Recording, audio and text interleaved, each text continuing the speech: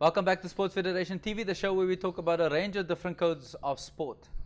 My name's Alton Davids. We now move our attention to something slightly different. We talk something that a lot of people may not quite understand. We talk softball, but more particularly we talk male softball. Denver, you well?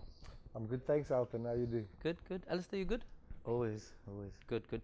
Denver, explain this concept firstly. What is softball? Softball, I would say, is a modified version of baseball. It's quicker, it's played a shorter period of time, very fast. And a bigger ball versus baseball. Bigger ball versus, and a closer distance to run bases and that as well, yes. Alistair, the perception is that softball is a woman-only sport. How do you guys fit into this picture? No, if you go to tournaments, you will see the competition is tough. It's much faster than baseball. Everything is faster, pitches throwing harder, it's nearer. So it's you can't say it's a lady sport anymore. If you're at tournament, you will see it's not the same. And how do you cope having to bat against these strong and formidable pitchers? You're under that pressure. Yeah, look at you. You get used to it, man. Once you day one start, you'll see you get slowly into it. Like here by us, it's not too much overpowering pitches, but when you get to tournament, you will see the difference. So day one, you struggle a bit. Day two, the bats start coming out. But it's changed a lot anyway. So I don't think that's a good thing you said about there's not so many overpowering pitches here in Cape Town. Denver, we're going to have to protect this guy. No, we're going to have to watch that. You mentioned the local scene. Let's start there. Tell us a bit about how softball is played here in Cape Town and in the Western Cape, men's softball particularly. Okay, so men's softball, we played at the same venue, Turfel Sports Ground. We played on a weeknight, Monday, Wednesdays, Fridays. The odd competition we play on a Sunday as well. We got 3 divisions currently. We have the Major League, your first division and your second. The Major League is mostly the top teams.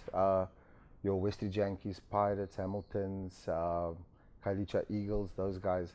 And what Alistair was trying to say about the overpowering pitching is we've only got one person that has come down over the last couple of years that throws different to what our guys are throwing, which would be Moses. And yeah, we got to face more of those to be more competitive at competition level.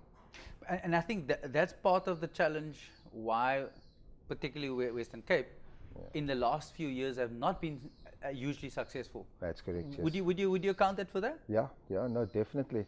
The struggle is always, like Alistair also mentioned, day one, you get the tournament, we struggling against the pitches. Why? Because we don't face that at home normally. And when we get back to, when we get to day 2 and the guys start seeing the ball better. Day 3, everyone's better than before. And that is part and parcel of how we progress in tournaments as well.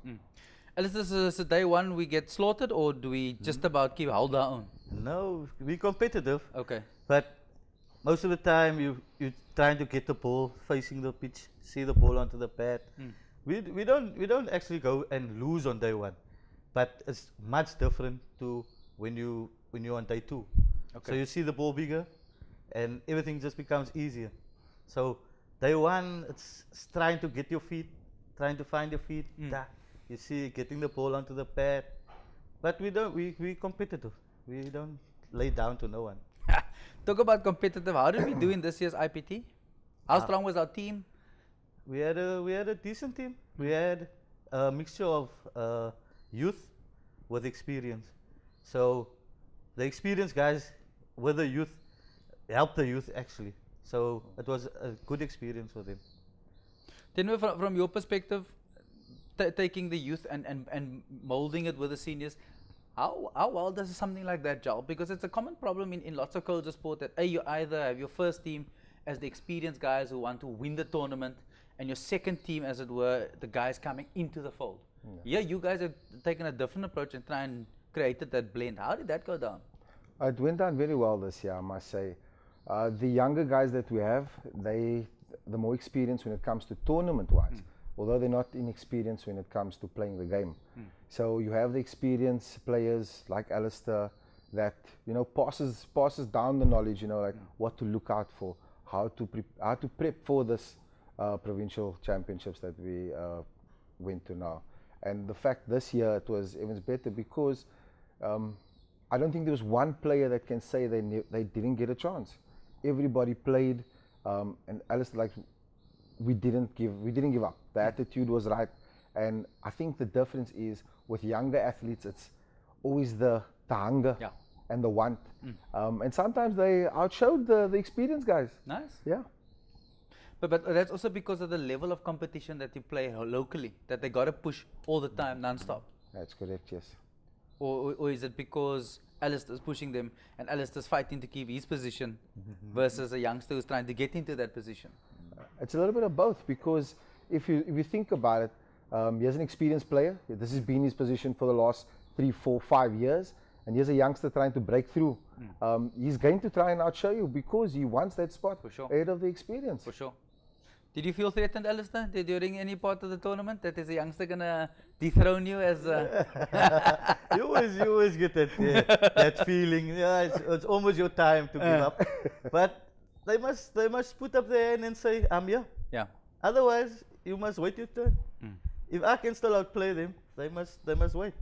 But the attitude of the youngsters that we took with, they put their hand up and said, hey, coach, I'm playing next game. Awesome. Because if you don't put up your hand, you're not playing next game. Yeah. That's bottom line. Any team, if you're not going to show the coach, hey, I'm eager, I want to win, I want to play.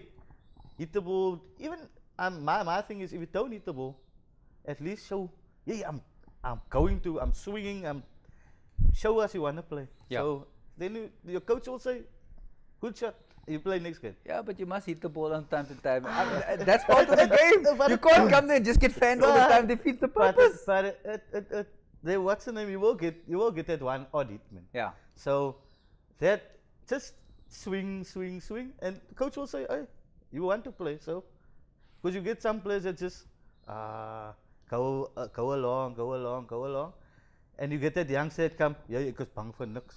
Then that's a place we're looking at.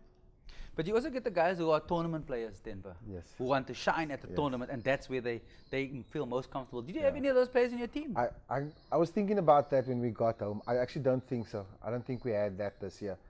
Everybody that was there showed their worth in our local league as well as in the championships as well.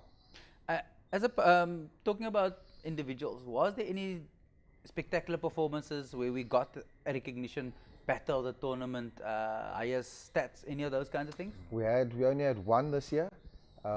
Actually two. He was on the show the last time. Luke, he's still in the SA national side, which will be traveling now shortly. They're going to Prague, I think it is. As well as Moses got third best pitcher of the tournament, third year running. Yeah, so those were the only two accolades that we pulled from this tournament. And well done. And how many of our players were selected to represent South Africa? Do you have those stats? There wasn't a selection this year. Okay. Because there's already a team in place. Okay. So once this team goes away and comes back, and then they'll probably do the process all over again. Unless there was someone who stood out significantly to be drafted into the squad. For sure. Which we'll probably know closer to the time. Yeah. So where to from here now for men's softball? Is it season over?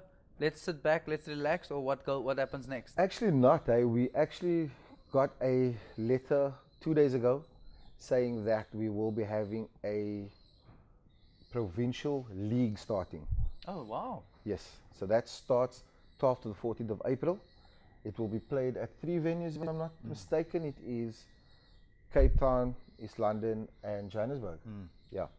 So we will be, I don't know how the logistics that will come out later on, but yeah, it starts that's both men and women. So we'll be getting to face the top quality that we need to face in our local league more often. But is that a provincial tournament, or is it a club tournament? So the best clubs or the provincial teams? No, it's a provincial. So Western Cape will partake against the Limpopo, Gauteng, KwaZulu-Natal, Free State, all of those guys again. Okay. Alistair, do you think, now that we've got this in place, that there should be or is a lot more development happening to develop more talent to come through to potentially fill into this gap? Yes, the stepping stones is in place. So there will be more how can I say, people watching you, seeing, even national, it will be a national thing. So there will be selectors obviously at the tournaments. So there's a lot of opportunity for the youngsters coming through. And there's quite a bit of development happening locally, Denver, in terms of growth in men's softball. Yes, there is. There was a tournament held by Western Cape just before we left, and we got to see a few rural players, and it was great. There's actually some great talent out there, raw, natural talent. It's just getting the guys down here, and us as the current Western Cape team, I feel that we should actually be helping those guys get to where we are at the moment. Maybe take a combi and go down for the weekend.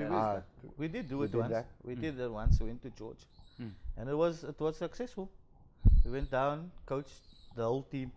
When was that? Last year. Last year we went down.